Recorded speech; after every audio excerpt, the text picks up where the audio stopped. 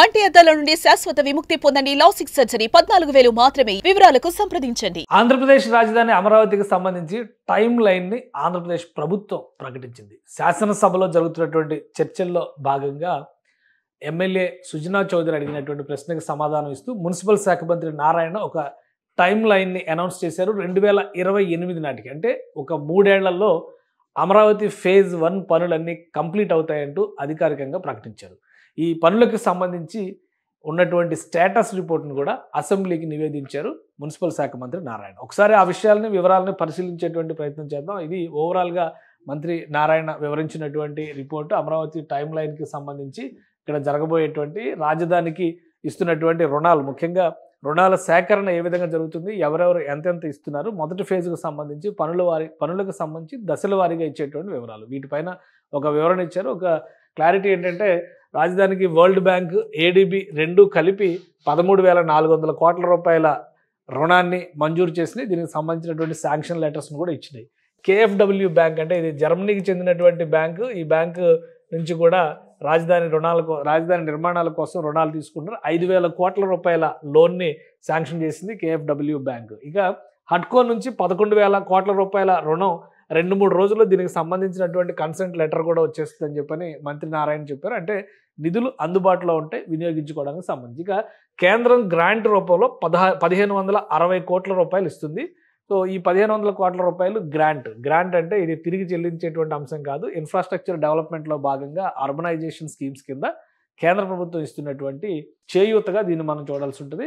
మొత్తం ఈ రుణాలన్నింటినీ కలిపి చూస్తే కనుక 30,000 గ్రాంట్తో కలుపుకొని చూస్తే 30,960 కోట్ల రూపాయలు అందుబాటులో ఉన్నాయి. మొత్తం ఇప్పటికే టెండర్ల రూపంలో పిలిచినటువంటి పనుల మొత్తాన్ని కూడా అసెంబ్లీకి నివేదించారు. 64,721 కోట్ల రూపాయల కింద ఇప్పటివరకు నిర్మాణానికి అయ్యేటువంటి ఖర్చు. ఇది ఫేజ్ 1 ఖర్చు అనమాట. అంటే అమరావతి నిర్మాణంలో ఫేజ్ 1, ఫేజ్ 2 రెండు ఉన్నాయి. ఫేజ్ 1కి సంబంధించినటువంటి ఖర్చు, ఈ ఫేజ్ 1కి సంబంధించినటువంటి టైం లైన్ కూడా మంత్రి నారాయణ అసెంబ్లీలో అనౌన్స్ చేశారు. అది ఏ విధంగా ఉందో ఒకసారి మనం పరిశీలిద్దాం. నారాయణ చెప్పినటువంటి మాటల ప్రకారం చూస్తే మిగతా రుణాలు, అంటే 64,000 కోట్ల రూపాయలు 30,000 కోట్ల రూపాయలు సమీకరణ ద్వారా జరిగింది కాబట్టి, మిగతా వాటిని భూములు అమ్మడం ద్వారా అంతర్జాతీయ మార్కెట్లో తక్కువ వడ్డీకి లోన్లు తీసుకోవడం ద్వారా నిధుల సమీకరణ మిగతా మొత్తానికి సంబంధించి చేస్తామనేటువంటి విషయాన్ని ఒకటి క్లారిటీ ఇచ్చారు. ఎందుకంటే 64,000 కోట్ల రూపాయల పనుల్ని టెండర్స్ రిలీజ్ చేస్తే కనుక పని కంప్లీట్ అయిన తర్వాత నిధులు చెల్లింపులు ఉంటాయి కాబట్టి దాన్ని ఏ విధంగా సేకరిస్తాం అనేది ఒక క్లారిటీ ఇచ్చారు. ఇక అక్కడ అమరావతిలో 106 ప్రభుత్వేతర సంస్థలకి సంబంధించినటువంటి కార్యాలయాలు ఏర్పాటు చేయడానికి ఆయా సంస్థలు సుముఖత వ్యక్తం చేసినట్టుగా అసెంబ్లీకి నివేదించారు. మొత్తం వాస్తవానికి 2014-2019 మధ్యకాలంలో అమరావతిలో 131 సంస్థలకి సంబంధించి 1,277 ఎకరాల భూమిని కేటాయించింది సిఆర్డిఏ. అందులో ఇప్పుడు 13 సంస్థలకు సంబంధించి భూములను రద్దు చేయాలని చెప్పనేటువంటి నిర్ణయం తీసుకున్నారు. 16 సంస్థలకు సంబంధించి భూముల మార్పు, అంటే లొకేషన్ మార్పు ఉంది, భూముల సైజులో కూడా మార్పు ఉంటుంది అనేటువంటి ఒక క్లారిటీ సబ్ కమిటీ నిర్ణయం తీసుకుంది. ఫైనల్ డెసిషన్ క్యాబినెట్ అప్రూవల్కి వెళ్ళేటువంటి అవకాశం ఉంటుంది. సో ఇది ఇక్కడ ఉన్నటువంటి డేటా అనుకుంటే కనుక, ఇక నిర్మాణాలకు సంబంధించినటువంటి టైం లైన్ ఏ విధంగా ప్రకటించారంటే, అమరావతిలో 2 రకాల రోడ్లు వెళుతున్నాయి. అవి మెయిన్ రోడ్స్, అంటే seed axis road, arterial roads. ఇవన్నీ కూడా 165 అడుగుల నుంచి 185 అడుగులకు సంబంధించినటువంటి రోడ్లు ఉన్నాయి. ఈ రోడ్లన్నీ కూడా 2 ఏళ్లలో పూర్తి చేస్తారు. అంటే రహదారి వ్యవస్థ 2 ఏళ్లలో పూర్తయితే అమరావతిలోకి యాక్సెసిబిలిటీ అనేది విస్తృతంగా పెరుగుతుంది. మొత్తం 38 రహదారుల వ్యవస్థని అమరావతిలో నిర్మిస్తున్నారు. ఈ 38 రహదారుల వ్యవస్థను కూడా ఒకసారి మనం పరిశీలించి చూస్తే కనుక 19గా డివైడ్ చేసుకొని మనం చూడాల్సి ఉంటుంది. అంటే ఇటువైపు 19, అటువైపు 19, 2 రకాలుగా వీటిని మనం డివైడ్ చేసుకొని చూడాల్సి ఉంటుంది. మొత్తం 38, 19 + 19. ఈ 19 రోడ్లు, అంటే నార్త్ రోడ్లు, ఈస్ట్ రోడ్లు, ఈఎన్ అనేటువంటి నేమింగ్ ఇచ్చారు కాబట్టి 19 రోడ్లు ఉంటాయి. ఇవి కాకుండా ఎల్పిఎస్ డెవలప్మెంట్, అంటే లేఅవుట్కి సంబంధించినటువంటి ప్రాజెక్ట్ ఉంది. ఎల్పిఎస్ అంటే ఎవరైతే లబ్ధిదారులు భూములు ఇచ్చారో వాళ్ళందరూ కూడా లబ్ధిదారుల రూపంలో వాళ్ళకి ఎల్పిఎస్ ప్లాట్లని అలాట్ చేస్తుంది రాష్ట్ర ప్రభుత్వం, సిఆర్డిఏ. సో ఆ ప్లాట్లకు సంబంధించి ఇంటర్నల్ రోడ్ సిస్టమ్ను కూడా 3 ఏళ్లలో పూర్తి చేస్తామని చెప్పని భరోసా ఇచ్చారు. అంటే మ్యాక్సిమం లెవెల్ 3 ఏళ్ళు అనేది ఒక టెన్యూరిటీ పెట్టుకుంటే కనుక 2028 నాటికి ఈ రహదారి వ్యవస్థ మొత్తం కూడా రెడీ అవుతుంది.